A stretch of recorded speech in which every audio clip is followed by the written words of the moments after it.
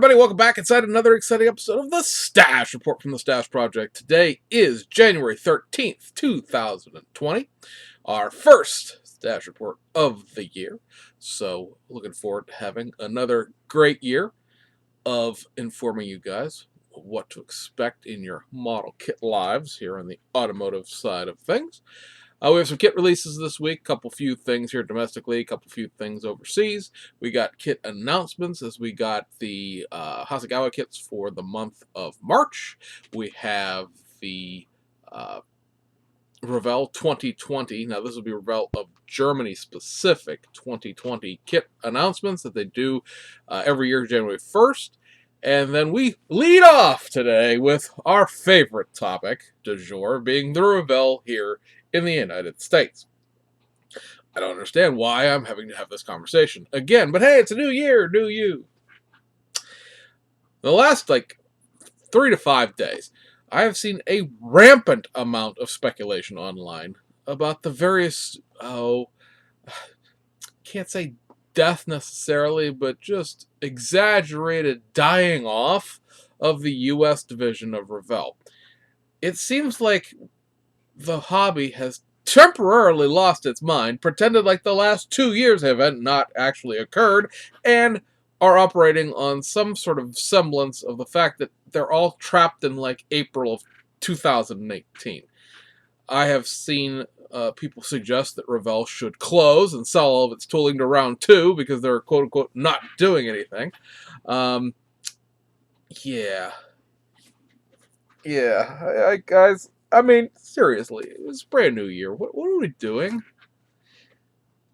For people who didn't watch us, the stuff that we did here 2 years ago when this all went down, you're forgiven, but you've probably been here long enough that most of you guys were here for it. It frustrates me to no end that I have to have constant conversations about this. It's almost as like people are, I'm sure there probably are some people that would intentionally annoy me, but the just sort of weirdness of it all. There was a fairly prominent YouTuber, somebody with several thousand subscribers, who went out today, or not today specifically, went out this past week, and went on this misguided roller coaster ride of about how Revell was closing its U.S. warehouses and all of these other things, and it's like that stuff already happened. That's in the past. Why are we reliving the past? You can't rewrite it. You can't fix it if you still are weird about the Germany thing owning it. The reason why this frustrates me so much is because basically, as you watch this video, in about another 10 days, 2 years ago, Revell via Habeco is going to begin its downward descent into flames, so to speak. It was around the middle of January that Habeco filed for bankruptcy after months of speculation, all of it based off the fact that, of course, they stole money from their employee stock ownership program and they couldn't pay it back. That was the first bad sign, and then it was only a matter of time. And yes, of course, to briefly relive that period, I got the slings and arrows of everybody who thought they knew something about the fact that Habeco was going to go bankrupt, liquidated bankrupt, and that Revell would have to be sold to something. I still see to this day, 2+ years later, the fact that people insinuate that Revell is the reason that Habeco went bankrupt. If you know anything about the bankruptcy sale, you know the 2 things that were sold independent of a big conglomerated blob of bullshit that got sold to Horizon was Estes and Revell. Because Estes and Revell, by the time it was all said and done with the Traxxas lawsuit going on, and all of the rest of the RC dumpster fire that was Habeco, the only 2 things that were actually turning a profit and could be sold for something to somebody who was actually wanting to run them as a continuing, ongoing operation was Estes Rockets and Revell, both of the Revells, but primarily we here concern ourselves with the United States Revell. Yeah, I mean, the rest of it, the mail order was not big enough to sell off. All the mail order stuff, Tower Hobbies, Great Plains, which was the wholesaler, and then Omni Models, which was their eBay arm, all of it got sold to Horizon Models, along with the dumpster fire of the RC division. I don't I mean, I've gotten to the point now where I'm basically just about to turn the boat around, and we here are going back to the port. We've saved as many people as we can. The boat is full. The sharks will take care of the rest. Because I don't know what else could possibly be done or said when people are consistently having this argument. Somebody was on Model Cars Magazine, a forum that I have now banned myself from because I can't delete my own. You can't delete your own account there. In the wisdom of the great and powerful Greg. We're gonna get a magazine out sooner or later. You watch. Um,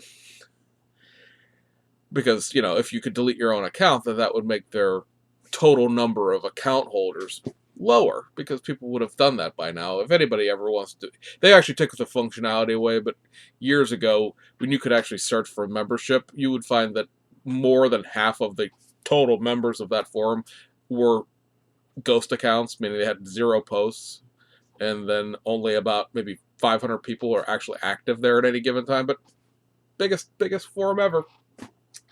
And the reason why we're taking a dump on them right now is because this Revell 2020 announcements, and somebody decided to come on there and be all like, "Whoa, they're not releasing a Corvette C8, so they might as well sell their tooling. They're not doing anything." It's like, okay, first of all, the car's not even on the road yet because there was production delays, and they're not going to start delivering them until like a couple weeks from now.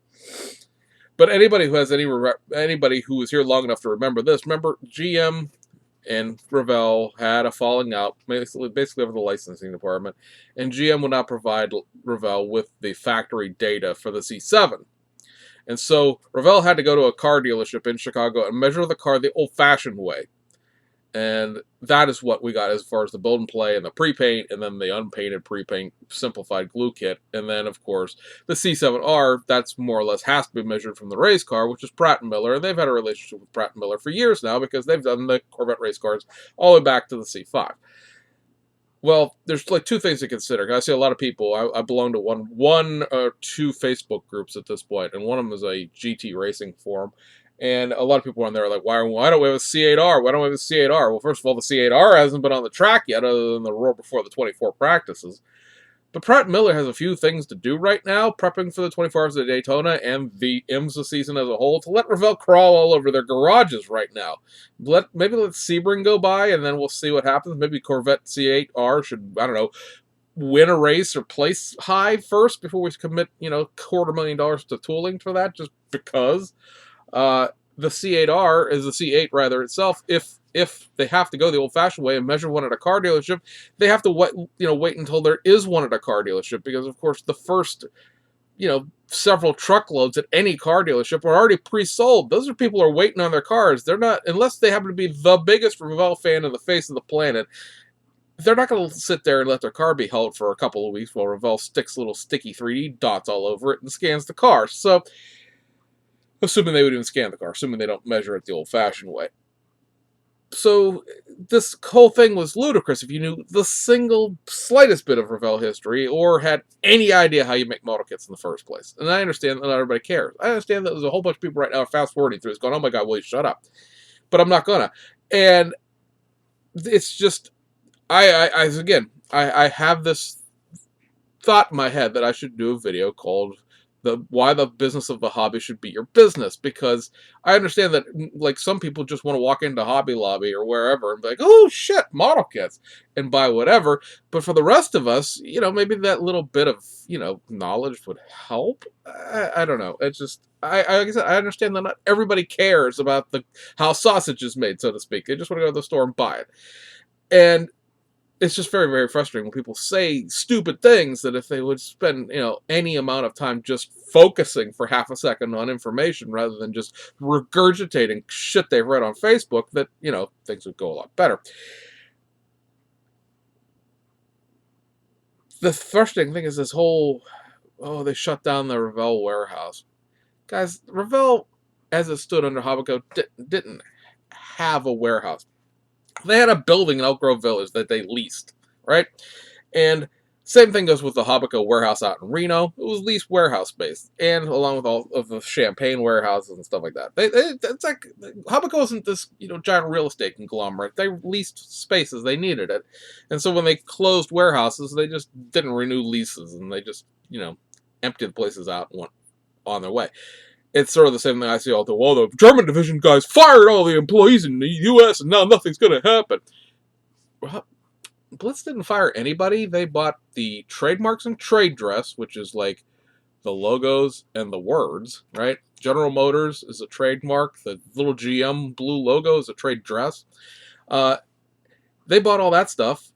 They bought the shares of the UK holding company that ran Revell of Germany, and they bought all the tooling from both places. That's it. You can't buy employees, right? If you went to the grocery store tomorrow and you said, "I demand the produce division," and you went in there and bought the entire produce department, you don't get the 18-year-old kid who stocks the bananas too. You would just get the food.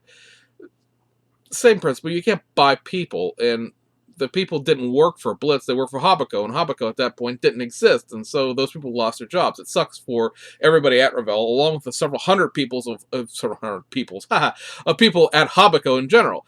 Like everybody who worked at the RC division and the mail order division, if they wanted to keep their jobs, they had to go apply for jobs at Horizon to get their jobs back, because technically at that point they didn't have jobs anymore.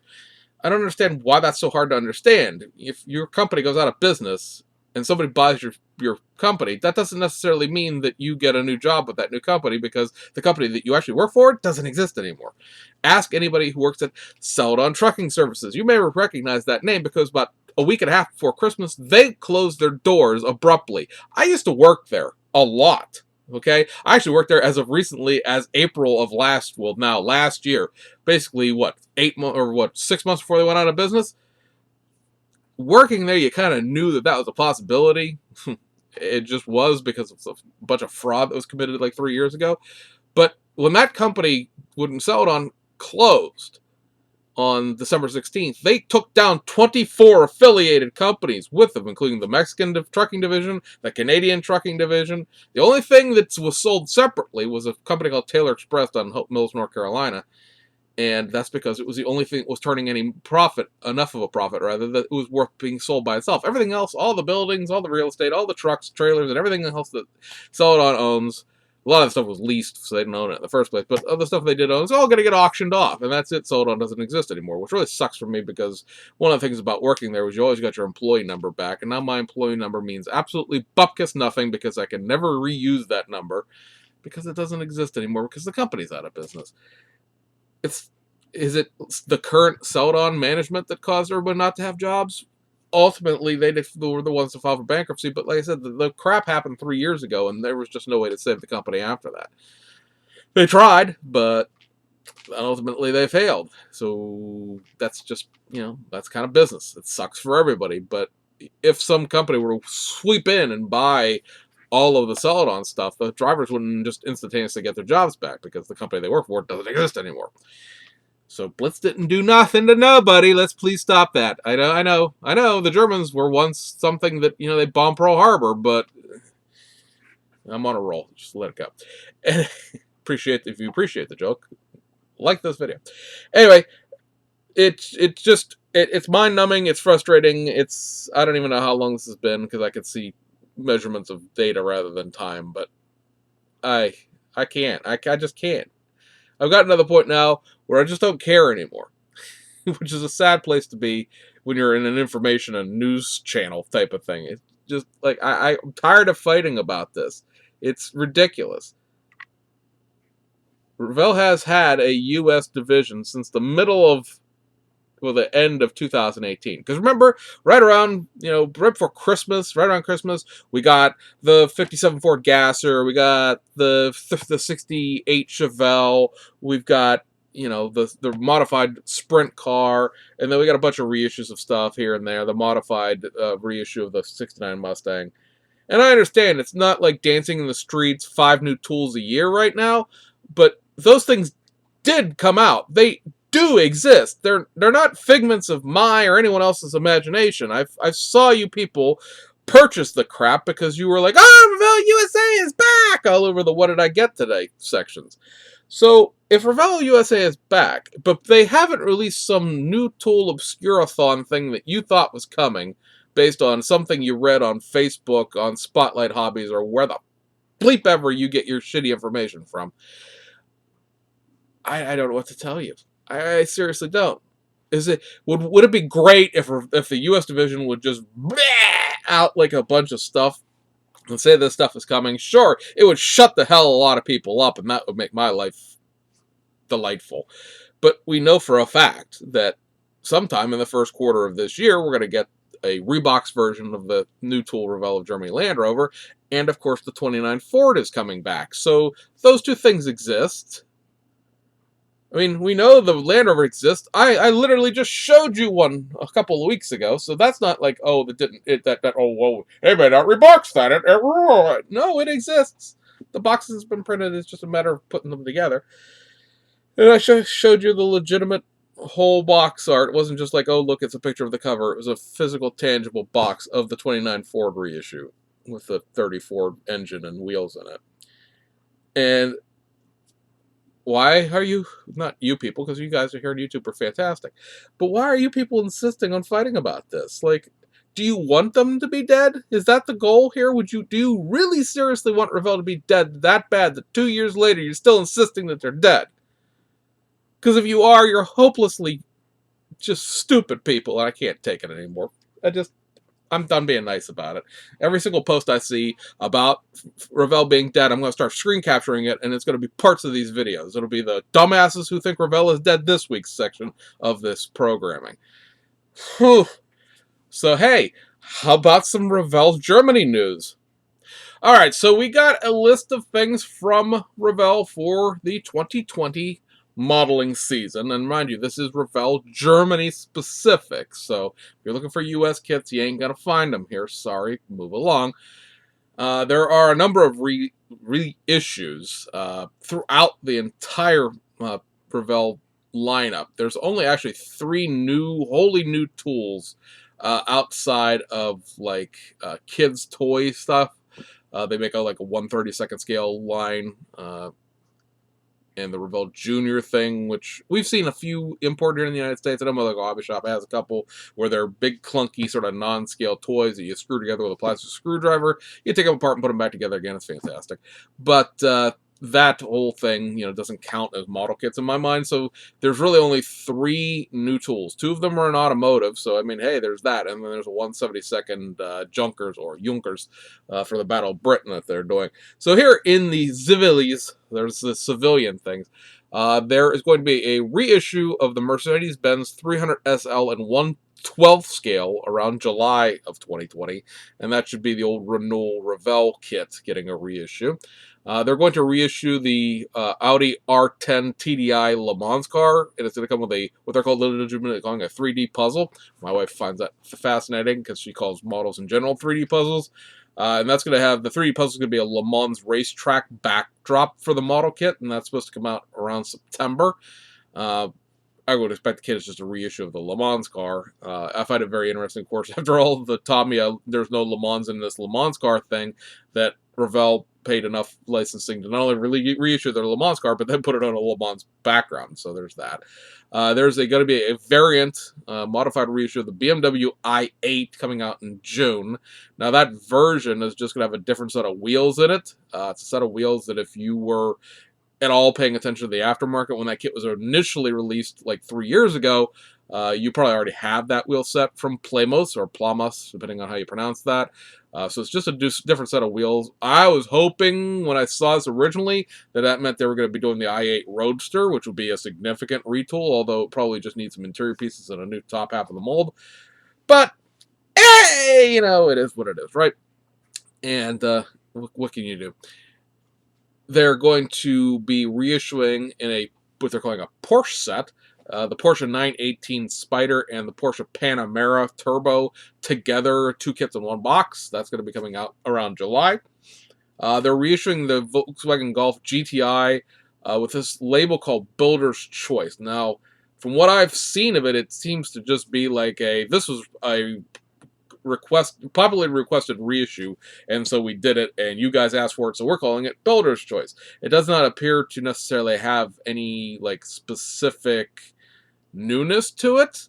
It would be very interesting to see what comes with this, because the GTI obviously was one thing, and then there's a cabriolet non-GTI first gen Golf, and then they did the Pirelli edition version of the GTI, which had new bumpers and along with the new wheels and things like that. And then of course Revell here in the United States reboxed that as a Rabbit, even though technically it's not really a Rabbit kit. It's not, you know, the parts that are in it really don't make it a Rabbit per se. But at any rate, I'm interested to see what exactly the builder's choice with that would be, because if you would at least offer the GTI versus the Pirelli GTI, the Pirelli GTI was never ever, at least that I can see, directly imported in the United States, because that kit got released by Revell of Germany right as Revell was being sold, and so that kit just never made it here. I mean, it's out, it exists, you can buy one anywhere else, but for some reason that kit was never imported in the United States, and I think it might have sold out prior to ever being a thing, because it doesn't seem like it has ever been a thing that we could buy here. Then they're going to reissue the Volkswagen Type 2 kit as a camper, as like a Westphalia. That's in conjunction with Ebro. They're going to reissue a 1/25th scale AC Cobra 289, which appears to be the old Sunny kit from Japan. So, with that. Then the one new tool is going to be the Volkswagen van Type 2, which is the second gen van. It's going to be in the Easy Click system, and I know that people will see, ooh, Snap-Tight kit, and go, ah. But remember, the last couple Snap-Tight kits have been the Porsche Junior Tractor and the Deutsch Tractor, and they've been pretty decent kits for considering what they are in the terms of being Snap-Tight kits. And then the all-new toolkit, other all-new toolkit that we're getting in the automotive section, is a new Jaguar E-Type Coupe, or as it is on this list, Coupe. That would be relatively significant, if only for the fact that the two E-Type Jags that Revell could give you, other than the big 1/8 scale one. And by the way, if you've seen these listings with pictures, the picture is the 1/8 scale kit, so don't freak out and go, oh my god, this looks like a crappy 1980s kit. The monogram E-Type, which is the actual 1/24 scale kit, is the old Aurora tooling, the old Aurora tooling from the 1960s, and then the 1/25th scale Revell kit is Revell's own tool, which was initially done in 1963. So, considering it is a fairly significant car, getting a new tool of it, yeah, I'm okay with that. I mean, it's ultimately that listing like, ooh, super exciting, and I can't believe that all this cool stuff is coming. No, but I mean, there is new stuff coming, so there's that. There was a sort of impression done by the IPMS Deutschland, the German IPMS club, of what they felt Revell was doing as far as their kits and their marketing in 2020. And I've seen this regurgitated all over the internet too as being proof of Revell being dead. And that was that Revell is going to be putting a lot of their resources into like preschool age puzzles, toys, stuff for kids. And immediately, every 60-year-old white guy with a bad attitude seized on that and went, well, they're trying to bring kids into the hobby, but we know kids don't model, so Revell's failing. Okay, step back for half a second from your xenophobic Americanism for half a second there, and realize that Revell, as a company in Germany, over there, that's east to me, is a giant company in terms of what they do. They're basically the Tamiya of Europe. And a lot of people think, well, Tamiya makes model kits. No. Tamiya makes model kits. They make paint, they make glue, they make tools, they make RC stuff, mini RC stuff, along with the plastic model kits. They have a line of clothing. I mean, Tamiya makes a lot of everything. They are by far the world's largest hobby company, just in general, all the stuff that they do. Revell is like the second largest, right behind them. You've ever seen Revell Kontaka cement? That's Revell Germany's cement, along with Revell Germany's paint line, Revell Germany's tool line. They make a tool line. There's a section of the 2020 announcement with tools in them. They make, obviously, model kits. They do drones, and they do a lot of preschool, young children toy stuff. They are a hobby company. A lot of people here in the United States are used to dealing with Revell US, which made mostly cars, a couple of tanks and airplanes for those weird IPMS folks, and that's it. Like, Revell here in the United States didn't ever make tools and stuff like that. Yeah, they've sold some kits that came with paint and a paintbrush, but that was stuff that they bought supplied from Testers. Testers is the company you're thinking of that does tools and paint and glue and all that stuff, but that's owned by Rust-Oleum and has nothing to do with Revell now or ever in the past. So, yeah, the fact that they want to devote more of their budget to the youth market doesn't affect the modeling end, except I guess it's less money to spend on models that 60-year-old cranky white guys might want. But like in an overall sense, it's like that doesn't have anything to do with it. It's not proof of anything. It is not Revell trying to get more kids into the hobby as a whole, unless they want to be like, hey, we make a whole bunch of crap, kids want to buy some more of it when you're older kind of thing, which, you know, hey, every company wants to do. Brand recognition. Remember, you played with your little Revell Lego things, and then, you know, you grew up and I want to get back into a hobby. Hey, look, this Revell model stuff. Oh, hey, you know, that kind of thing. But it's not proof of anything. It is just merely what they're marketing in 2020. And again, keep in mind, Revell Europe, Eastern Revell U over there. That one is a gigantic in the sense of what the what all they do. A gigantic company. Not gigantic in like, oh, look how big it is and how much money it has, but gigantic in all of its scope. It's more than just model kits. They do a lot of things there. So don't freak out, panic, and get all weird about the fact they want to make some Lego stuff for kids. All right, so kit announcements real quick here. In February, Tamiya will be reissuing their Toyota Supra A70 3rd Gen Mark III, however you want to look at it, 3.0 turbo kit. That kit's been out of production for a little while now, and obviously is seeing the light of day again because, hey, all the things Supra over at Toyota with the new tool GR Supra being released, and so why not kick out a few more Supras along the way. Now, if you want to kick out a few more Supras that I might actually be interested in purchasing, Tamiya, I would suggest the Group A race car. Over at Hasegawa in March, we have straight reissue of the Honda N360 N1, straight reissue of the 124 scale Espo liveried LaRousse LC90 F1 car that was done by Hasegawa back in the day because, of course, it is Aguri Suzuka's car that he drove. That kit has already been released once in the last 2 years, I would say, so this is just a straight reissue. They're going to do another version of their little Honda Civic SB1, the little second-gen Civic race car. This is going to be what is known as Maiwa Civic. It is specific to the 1982 500 kilometers of Suzuka, and it is a new set of decals and a set of resin mirrors included to properly do the mirrors for the real race car. They're going to reissue their 1998 Rally of Great Britain Corolla. That was Sainz, however you pronounce his last name. Was going to win that race, but the engine blew up in the last stage, and he ended up actually not even placing in the top 10 with that, but also lost the Drivers' Championship to Mitsubishi at the same time, so very, very close to being a winning car, but not quite. And then they are going to be doing, finally, after many months of delays and put-offs and stuff like that, we're going to be releasing their Mitsubishi Lancer EX 1800 GSR Turbo with intercooler. What that is going to be is a brand new tool of a 1980s era Mitsubishi Lancer. This will pretty much be the street version of the BMAX Rally car, if you guys remember that from last year. Now, they don't share any tooling. BMAX's rally car is BMAX's thing, or new hobby, or whatever they're going to be calling themselves now.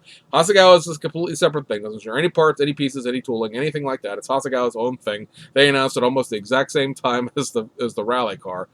But it is going to be that era, that specific. I think the 1800 GSR is 1987, I think, or 86, somewhere in there. Looked up on Wikipedia the other day, completely forgot about it. But so that's going to be a new, like I said, new tool street Lancer. So that'll be cool for fans of vintage Japanese kits, because it seems like everything that Hasegawa does is in the historic car series, and that includes stuff from the 1980s.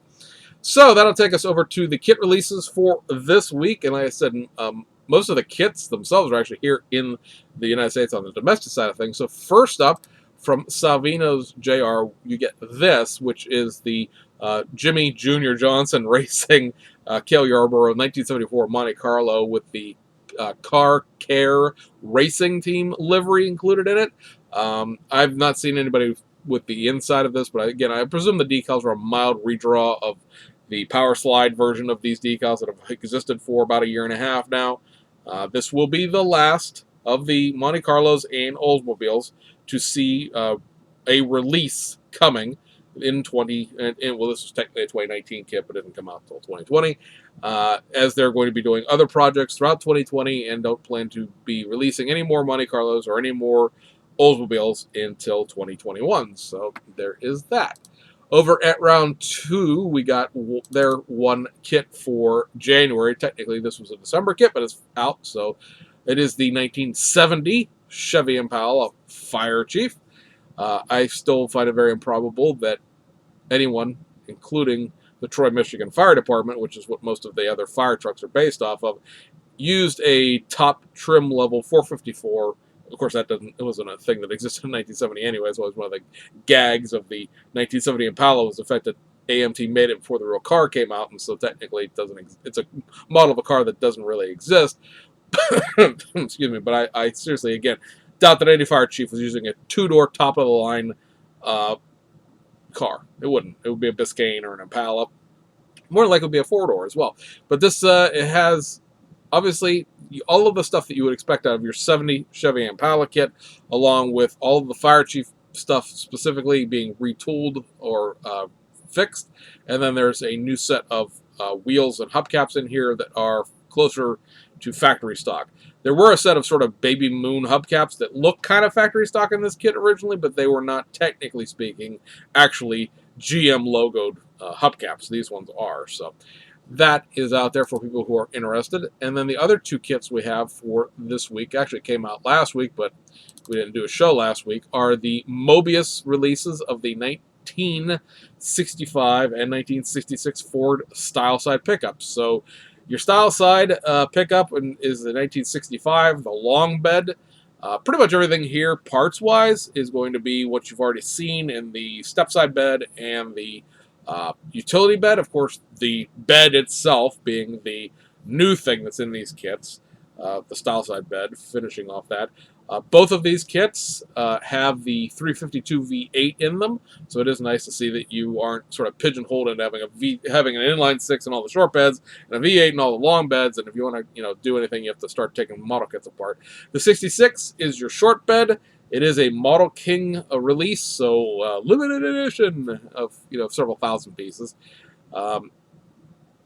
Pretty much the 65 and the 66, they're the same but different. The 66 has a different front grille and things like that. But all of those parts were already in a kit, and this is just giving you the full style side short bed. So there is that. If you happen to be interested in either one of those, that'll take us overseas to Japan, and we have two sets of wheels, I should say, out of Aoshima this week. First up is the Star 5 14-inch wheels. And then you have the Mark 1 14-inch wheels. So your little bubblegum wheels for that are back. Oops, I just hit the camera. And then we have over at Hasegawa a couple of early reissues of some rally cars. First up, you have the Lancia Stratos HF 1977 Monte Carlo Rally winner. These decals tend to go bad pretty quick, apparently. So if you happen to want to build this kit specifically, buying the reissue of it now might be kind of helpful. This is not a set of decals that they had like Cartograph do. They're an in-house set of decals, and Hasegawa's decals can be kind of shady sometimes. If you follow along with our group on Facebook or John Brolin in general, very talented builder who lives local to me here.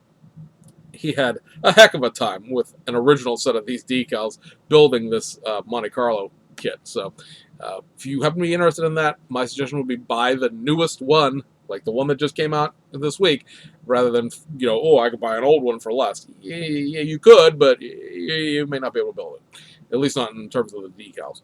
And then the other release is this. It is a reissue of the 1991 1000 Lakes Rally Mitsubishi Galant Gallant VR4. This is, again, just a straight reissue. They've done this livery in the past. Um, there's not a whole heck of a lot to talk about. The Gallant is a pretty simple kit in general, and this does come with like a little couple of photo etch fret for like seatbelt material, some seatbelt material, some material to make the mud flaps and things like that. So it's pretty, reasonable kit. I think pretty much if you look at the lineage of the Gallant Rally kit is what they actually made, and then they ended up making a street car out of it. So there is that. And guys, actually that wraps up this week. So please stop spreading false information about Revell, if not for nothing else, of my mental health. And we'll see you guys on the other side.